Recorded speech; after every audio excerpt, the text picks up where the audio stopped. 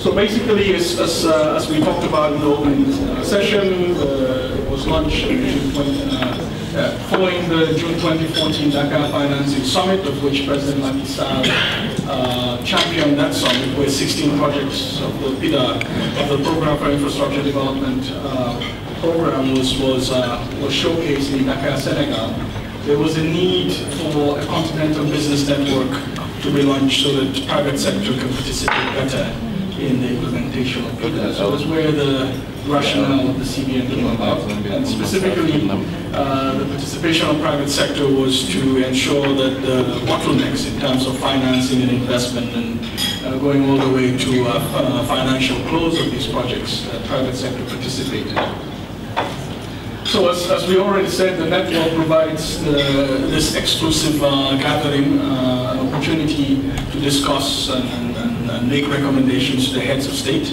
The unique thing about this network is that we do report every 6 months to the heads of state. So the next report will take place in Kigali in July. So everything that's being discussed here will be reflected in the report before you, and we will enhance it.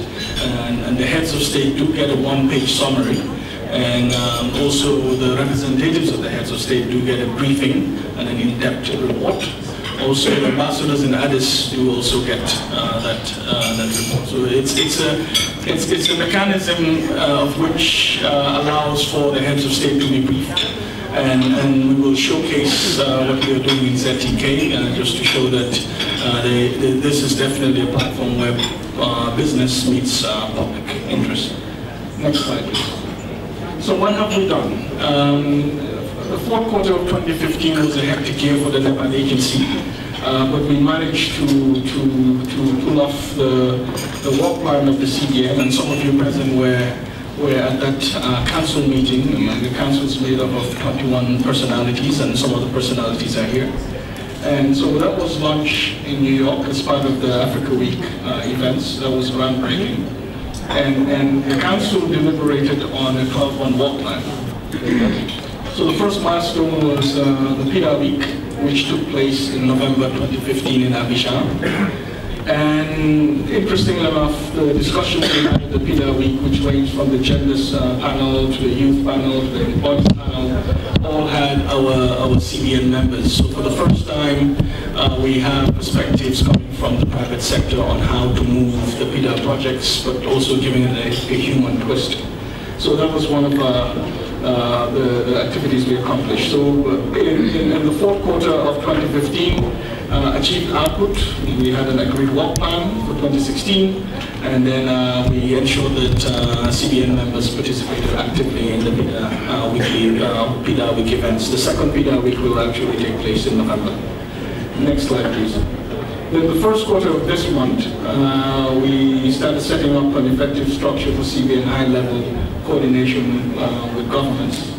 So the first thing, as I mentioned, was we tabled the report at the January summit, where usually the summit kickstarts with President Zuma's breakfast, and we give an update on what we are doing on the Presidential Infrastructure Champion Initiatives, which are 9 major projects headed by presidents.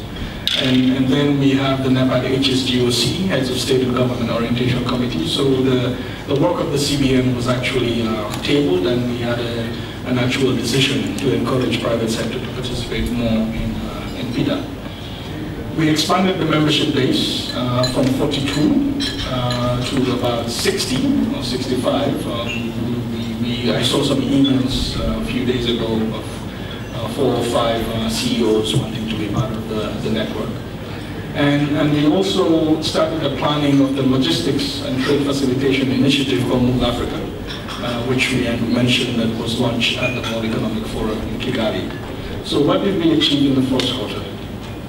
As I said, we had an agreed upon structure for effective cooperation between the Africa Strategic Infrastructure Initiative, which was an initiative by the World Economic Forum to bring in private sector in the project cycle and project development phase of PIDA.